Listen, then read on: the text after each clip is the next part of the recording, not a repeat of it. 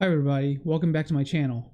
So I wanted to make an update on what my situation is and my portfolio also. So as you can see here, if we look at the Irvine repopulation and evacuation zones, it's all green now. So as you can see, I'm back home again. The fire has subsided, the air quality is a lot better, and yeah, I moved back into my usual spot. And I'm back to making my videos again. So things have gotten a lot better. But you know what hasn't gotten a lot better? My portfolio. It's gone progressively worse, actually. So right now, my Robinhood portfolio is at $92,007.43. Just today, I lost $10,972. That's a 10.65% loss. If we look at the 1 week chart, in 1 week, this past week, I lost $30,790 in a week. More than $30,000. So I hope you guys appreciate me being transparent about my losses here. And I have no problem with it. I want to be transparent. I want people to see this. I need people to see that doing what I'm doing these call debit spreads, they can result in a lot of losses, like huge losses, okay? And this isn't even the end of it. I could lose even more going forward. So yeah, it's been a horrible week. $30,000 gone in 1 week. Crazy. I used to make less than $30,000 in an entire year. And I lost $30,000 in one single week. So yeah, it's been horrible lately. Gosh, the market's been crashing, and since I'm doing a super risky strategy, my portfolio is hurting way more than it would if I were just holding stocks. And that is the huge downside to call debit spreads. Because if things go wrong, they can go really wrong, all right? Now, none of this is investment advice, obviously, because why would you want to emulate this, right? I'm just showing you guys how my portfolio is performing and what I'm doing. So yeah, it's going really bad. Like, it is horrible. I'm losing so much money in such a short amount of time too. It's crazy. All right, let's go over what's inside my portfolio. Right now, I've got these call debit spreads. If you've been watching my videos, you would know that right now I'm doing mostly just call debit spreads. So we got a Cinemark $5, $7.50 call debit spread. So in order to get max profit, Cinemark has to stay above $7.50. Cinemark is above $7.50. Right now, Cinemark is at $8.33. So I'm actually really confident about that call debit spread. And luckily, this is my biggest position. This expires in December 18th. The total return is $4,769. So it's actually going well so far. So I'm happy about this one. Oh, Intel. This one is horrible. This one is, oh my goodness. I shouldn't have done this. I don't know how else to say it. I went in way too early. Had I known that Intel was going to drop this much, I wouldn't have done this. But hey, I took a chance and it didn't work out. I might actually get rid of this and open something else up with the money if things don't go well in the near future. But yeah, this is an Intel 47.5 call debit spread. So in order to get max profit, Intel has to be above $47.50. Right now, Intel is only $44.39. So it is way below what I need it to be to get the max profit. So yeah, it's going horrible. This Intel call debit spread is going really wrong. expiration date, as at least it doesn't expire immediately, right? This still expires in December 18th. So more than a month left to go. Thank goodness, or else I would have suffered huge losses. So the total return, minus $12,099. So I'm down more than $12,000 on this call debit spread that I opened. I might hang on to it for a little while, see what happens, but honestly, I'm losing a lot of confidence in it. And at the same time, okay, so when I initially opened these call debit spreads, right, Intel was one of the biggest losers that day. It dropped like almost 11%, but everything else was doing pretty well. Everything else was mostly green. However, recently, because of the huge sell-off, everything else is also going way down. So at the time, Intel like stood out as a, very low price stock.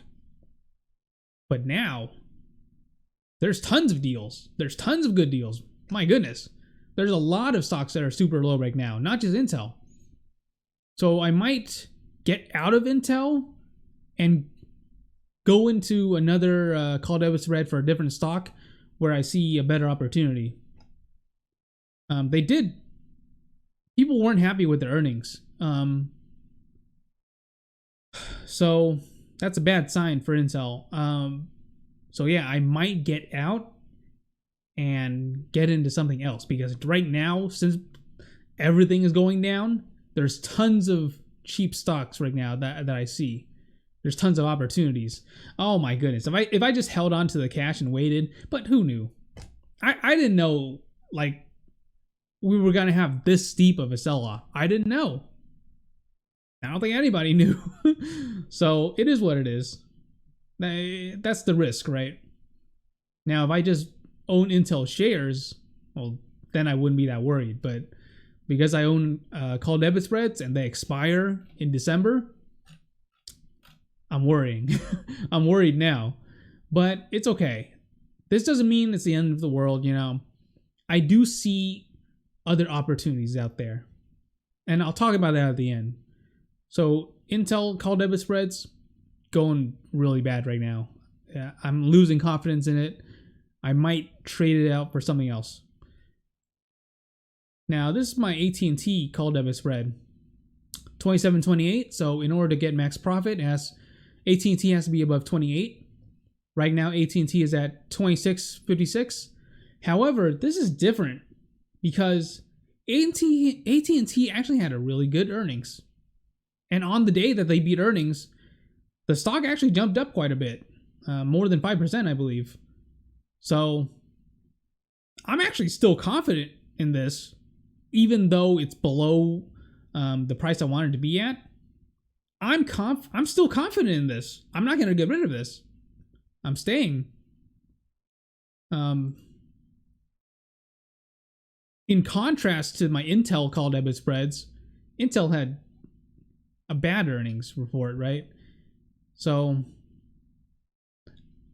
the only two that I really want to keep and hold on to is my Cinemark, obviously, because it's a winner. And then even though my AT&T call debit spreads are not winners right now, I'm confident that they're going to recover. Intel, not so much. I'm losing confidence in this. I could be wrong. I mean, no one knows what for sure was going to happen, right? But I'm starting to lose a lot of confidence in Intel right now. So I might trade out for something else. Let's talk about the other opportunities that I see that I might get out of Intel and get into them instead. All right, so here's my watch list.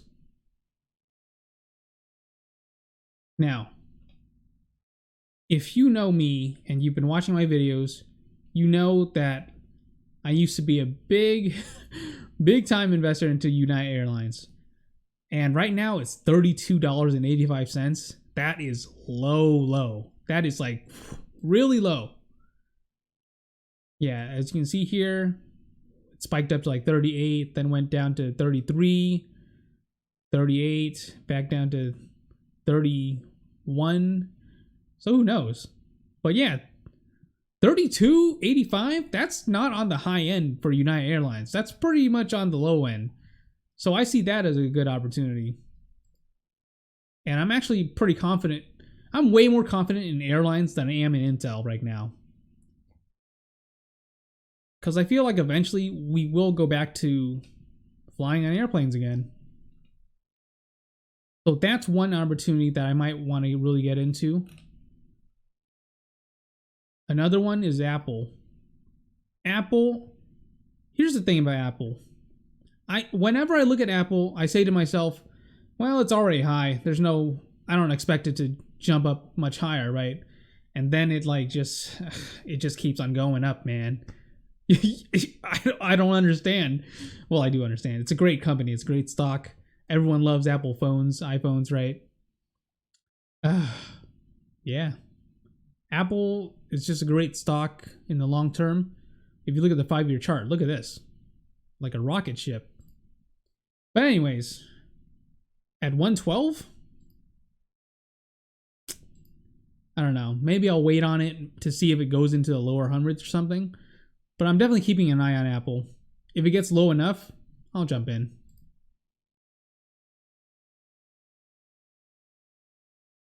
All right. Oh yeah, a lot of people are talking about Microsoft being a good opportunity recently. I'm going to be watching Microsoft. I haven't really paid a lot of attention to it before, but at around 203, it seems like a good opportunity. I'll look into it more. I was watching, what was it, CNBC? And Jim Cramer said they had a really good earnings, but they're getting hammered anyways.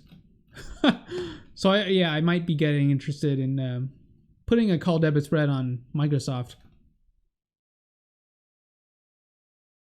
Oh, and Boeing is in the 140s again, but that's kind of related to airlines, right? So yeah, I'm also looking at Boeing.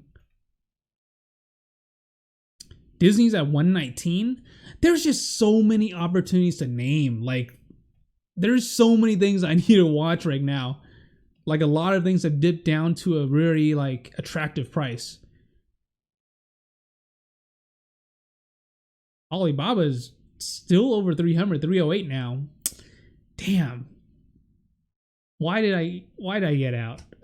Why did I get out? I used to be fully invested in Alibaba. I did Iron Condors, I believe. And yeah, Alibaba is a great stock. The way I think of it is basically the Amazon of China, right? That's how I think of Alibaba. Good company.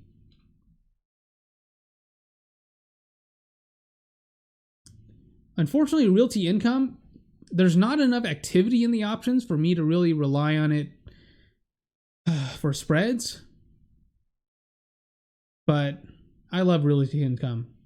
And I think if you're not, if I wasn't buying spreads and I was just buying the stock, realty income would be great here. $58? Yeah, definitely. I would totally buy realty income shares at the price it is right now, for sure. Sony had a great quarter. Oh my goodness. They're up about 5%. But yeah, there's a lot of things I'm looking at right now. A lot of good opportunities. And who knows, if Intel suddenly jumps up a lot for some reason, maybe I'll stay in if good news comes out. But so far, they're having a lot of problems. So yeah, I might get rid of this and get into something else.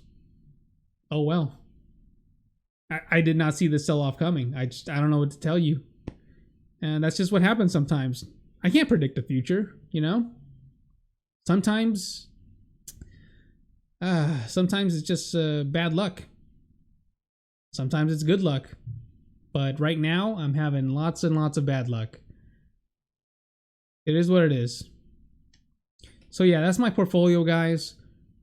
I'm going to keep the Cinemark, keep the AT&T, look into replace my Intel call debit spreads with something else. Maybe. We'll see. It expires in December, so I still do have some time.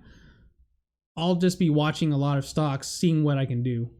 And I'll be updating you guys if I lose a ton of more or if I'm recovering. You guys will know about it because I'll update you guys. All right. Thanks so much for watching, and good luck investing, guys. Bye.